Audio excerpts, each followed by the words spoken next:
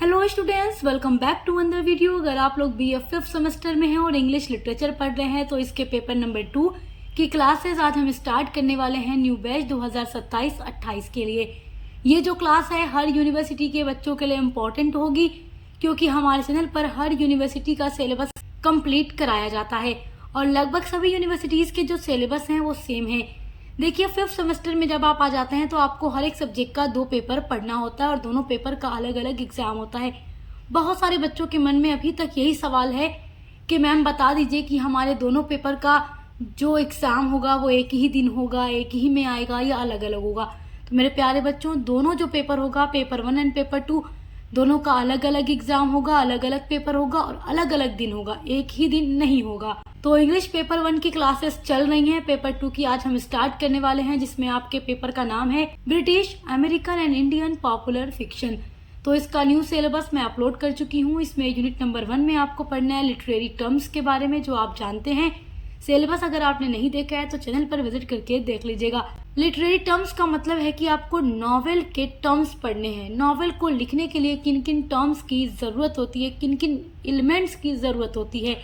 तो आपको पढ़ना है प्लॉट के बारे में, कैरेक्टराइजेशन के बारे में, नरेटिव टेक्निक के बारे में, स्ट्रक्चर के बारे में एंड एलिमेंट्स ऑफ नॉवेल के बारे में। मेरे प्यारे बच्चों, अब आपको एक बात याद आ रही होगी, जब आप लोग BA 1st सेमेस्टर में थे, 2nd यूनिट में मैं आपको ये सब कुछ पढ़ा चुकी हूँ। आप सब कुछ पहले ही पढ़ चुके हैं, कोई भी नया वर्ड आपके सामने नहीं है। बस उस टाइम आप इन टॉपिक को एलिमेंट ऑफ शॉर्ट स्टोरी के नाम से पढ़ रहे हैं और आज आप इसको लिटरेरी टर्म्स के लिए पढ़ रहे हैं। तो बात एक ही है, चाहे स्टोरी हो, नॉवेल हो, ड्रामा हो, सभी को लिखने के लिए इन्हीं लिटरेरी टर्म्स की जरूरत होती है। तो सबसे पहला है आपके लिए प्लॉट। प्लॉट कोई नया वर्ड नहीं है, 4th सेमेस्टर तक आप इंग्लिश लिटरेचर पढ़ चुके हैं और मैं सब आपको पढ़ा चुकी हूँ। तो चलिए देखते हैं। Plot is the sequence of events in a story, novel और ड्रामा। तो प्लॉट एक सीक्वेंस यानी क्रम होता है ऑफ इवेंट्स यानी घटनाओं का, इन ए स्टोरी किसी कहानी में, किसी फिल्म में, किसी नॉवेल में या किसी ड्रामा में। तो मैं आपको पहले भी बता चुकी हूँ कि जब आप कोई मूवी देखते हैं तो शुरू से लेकर एंड तक, स्टार्ट से लेकर एंड तक जो जो इवेंट होता है, जो जो कुछ उस मूवी में होता है, तो जो मूवी बनाने वाला डायरेक्टर है उसको पूरा एक ऐसे तरीके से सेट करता है कि कौन सा इवेंट पहले होना है, कौन सा बाद में होना है।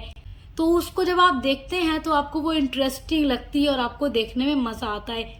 तो बिल्कुल उसी तरीके से जब भी कोई नॉवेलिस्ट नॉवेल लिखता है तो नॉवेल लिखते टाइम वो उसको पूरा सेट करता है कि कौन सा इवेंट पहले होगा, कौन सा बीच में, कौन सा आखिरी में। तो उसी का सीक्वेंस जो होता है उसको प्लॉट कहते हैं, हिंदी में कथानक कहा जाता है। It includes the beginning, problem, development of events, climax and ending. It includes जो प्लॉट है इसमें शामिल होता है, इंक्लूड्स मतलब शामिल होना, द बिगिनिंग प्रॉब्लम शुरुआत की जो समस्याएं हैं, डेवलपमेंट ऑफ इवेंट्स इवेंट का डेवलपमेंट होना, विकसित होना, आगे बढ़ना, क्लाइमेक्स और एंडिंग, ये सब इसमें शामिल होता है। Plot helps the story move forward and keeps the reader interested. जो प्लॉट है वो हेल्प करता है स्टोरी को मूव फॉरवर्ड, आगे ले जाने में, एंड कीप्स और रखने में द रीडर को इंटरेस्टेड। जब भी कोई मूवी या ड्रामा आप देखते हैं या कोई आप स्टोरी पढ़ते हैं, नॉवेल पढ़ते हैं, तो उसमें जैसे जैसे इवेंट हो रहा होता है, जैसे जैसे आप पढ़ते हैं तो धीरे धीरे पढ़ते पढ़ते आपकी कहानी आगे बढ़ती रहती है। तो उसी को प्लॉट कहते हैं कि एक सीक्वेंस में कहानी को धीरे धीरे आगे बढ़ाना ही प्लॉट कहलाता है, जो कि कहानी को आगे बढ़ाता है और रीडर्स को इंटरेस्टेड रखता है पूरी कहानी को पढ़ने में। यानी कि कोई भी आप कहानी पढ़ते हैं तो पढ़ते पढ़ते आपको इंटरेस्ट पैदा हो जाता है और आप सोचते हैं मैं एंड तक पूरा पढ़ के रहूंगी। तो वही प्लॉट है। Plot are made up 5 main events. Plot जो है 5 मेन इवेंट से मिलकर बना होता है। पहला है बिगिनिंग। बिगिनिंग का मतलब शुरुआत होना, स्टार्ट होना। उसके बाद है राइजिंग एक्शन, यानी कि जब आप नॉवेल पढ़ना शुरू करते हैं तो पढ़ते पढ़ते आप उसमें हीरो, हीरोइन, विलेन के बारे में जान जाते हैं। उसके बाद आप देखते हैं कि जो मेन हीरो या हीरोइन है उसके लाइफ में कुछ न कुछ प्रॉब्लम्स क्रिएट हो जाती हैं और अक्सर मूवी में भी ऐसा होता है कि जो विलेन होता है वो हीरो हीरोइन की जिंदगी में कुछ न कुछ प्रॉब्लम लेकर आ जाता है। तो वैसा ही नॉवेल में भी होता है। उसके बाद क्लाइमेक्स यानी वो सारी प्रॉब्लम सॉल्व होती हैं। फिर उसके बाद स्टोरी चौथे इवेंट की हो जाती है यानी फॉलिंग एक्शन की तरफ बढ़ती है और स्टोरी में सब कुछ शॉर्ट आउट हो जाता है, सब कुछ ठीक हो जाता है। उसके बाद रिजोल्यूशन यानी ending of the novel. Resolution का मतलब होता है एंडिंग। तो फिर पूरा नॉवेल एंड हो जाता है, उसकी कहानी समाप्त हो जाती है। तो इस तरीके से शुरू से लेकर एंड तक क्या कुछ होगा, कैसे होगा, किस तरीके से होगा, इसको सेट करने का एक जो पूरा सीक्वेंस होता है उसी को प्लॉट कहा जाता है।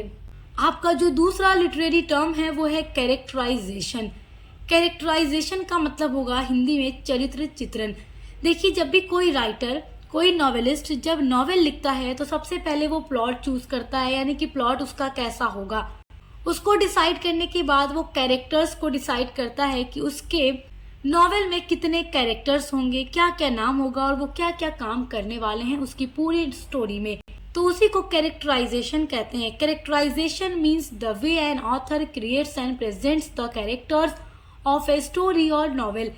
कैरेक्टराइजेशन का मतलब है द वे, एक तरीका, एन ऑथर जो राइटर है, ऑथर मतलब जो लेखक है, जो लिखने वाला है नॉवेल को, क्रिएट्स बनाता है, प्रेजेंट करता है द कैरेक्टर्स, पात्रों को, कैरेक्टर्स को, ऑफ ए स्टोरी, एक कहानी और नॉवेल में। तो उसके स्टोरी में या नॉवेल में कितने कैरेक्टर्स होंगे। जैसे आपके सिलेबस में बहुत सारे नॉवेल दिए गए हैं, जैसे कि Pride and Prejudice, a Tale of Two Cities, Dollar Bahu, बहुत सारे ऐसे ही नॉवेल दिए गए हैं जो मैं पढ़ा चुकी हूँ और एग्जाम में क्वेश्चंस अभी आता है, वहां से सब कुछ आपको बता चुकी हूँ। क्या क्या नाम है, कौन क्या क्या करेगा पूरे नॉवेल में, ये सब डिसाइड किया जाता है, राइटर करता है कैरेक्टराइजेशन के माध्यम से।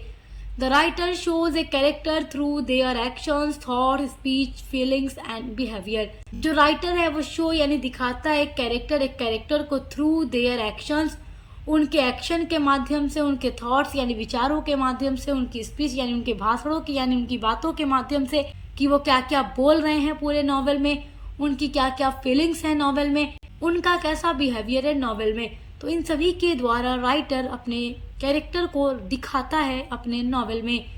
It helps readers understand the personality and role of each character. और इन्हीं चीज़ों के थ्रू जो रीडर होता है, जो स्टोरी को पढ़ने वाला है, जो नॉवेल को पढ़ने वाला है, उसको मदद मिलती है अंडरस्टैंड यानी समझने में पर्सनैलिटी को और रोल को हर कैरेक्टर के। ईच मतलब प्रत्येक कैरेक्टर। तो हर एक कैरेक्टर जो उस नॉवेल में है, उनकी पर्सनैलिटी कैसी है, उनका रोल कैसा है, उनको हम समझ सकते हैं उनकी स्पीच, उनकी फीलिंग्स, उनके एक्शन और उनके थॉट्स के माध्यम से। जब भी आप कोई नॉवेल पढ़ते हैं तो किसी का अच्छा कैरेक्टर है तो आप यही जानते हैं कि इसका रोल अच्छा है, ये अच्छा कैरेक्टर है। कोई अगर गलत काम कर रहा है, कोई विलन है, तो आप उसको बुरा मानते हैं। तो उसके ही एक्शन की वजह से, उसके बिहेवियर की वजह से ही आप उसको अच्छा कैरेक्टर नहीं मानते। तो ये सब कुछ डिसाइड करता है राइटर कैरेक्टराइजेशन के माध्यम से कि कितने कैरेक्टर होंगे, क्या क्या नाम होगा और वो क्या क्या करेंगे उनके नॉवेल में। आपका जो तीसरा लिटरेरी टर्म है वो है नरेटिव टेक्निक। नरेटिव मतलब होता है कहना, बताना या वर्णन करना। टेक्निक मतलब तरीका, तो बताने का तरीका। कोई भी राइटर जब कोई भी नॉवेल लिखता है, कोई भी स्टोरी लिखता है या कोई भी ड्रामा लिखता है, तो वो ये डिसाइड करता है कि उसके नॉवेल में, उसके स्टोरी में, स्टोरी को किस तरीके से वो अपने रीडर को सुनाएगा, किस तरीके से बताएगा। तो वही पूरी चीज़ों को डिसाइड करता है कि किस तरीके से वो अपने रीडर को अपनी पूरी कहानी बताएगा जो भी उसको लिखना है। तो उसको कहते हैं नरेटिव टेक्निक। तो narrative technique means the method used by the writer to tell a story. Narrative technique मतलब होता है मेथड, एक तरीका, यूज्ड जो प्रयोग किया जाता है, बाय द राइटर, राइटर के द्वारा, टू टेल मतलब कहने के लिए, स्टोरी एक कहानी को। तो कोई भी राइटर अपनी कहानी को, अपने नॉवेल को बताने के लिए जो मेथड यूज करता है उसको नरेटिव टेक्निक कहा जाता है। The writer decides who will tell the story and from which point of view it will be presented. Narrative technique के द्वारा राइटर डिसाइड करता है हु विल टेल, कौन कहेगा, द स्टोरी, कहानी को, and from which point of view, और किस पॉइंट ऑफ व्यू से इट विल बी प्रेजेंटेड, ये प्रेजेंट की जाएगी। तो नैरेटिव टेक्निक के माध्यम से राइटर ये डिसाइड करता है कि कौन सा पॉइंट ऑफ व्यू यूज करना है और कौन स्टोरी को कहेगा। मतलब स्टोरी में बहुत सारे कैरेक्टर होंगे तो सारे ही कैरेक्टर बारी बारी बोलेंगे या बस एक ही कैरेक्टर सभी की कहानी को सुना देगा, सभी के बारे में बता देगा। वही होता है वर्णन करने का तरीका या point of view. First and third person narration are common techniques. देखिए 3 तरीके का पॉइंट ऑफ व्यू होता है। First person point of view, second person point of view, third person point of view. First person में मैं या मेरा, आई या माई का यूज होता है।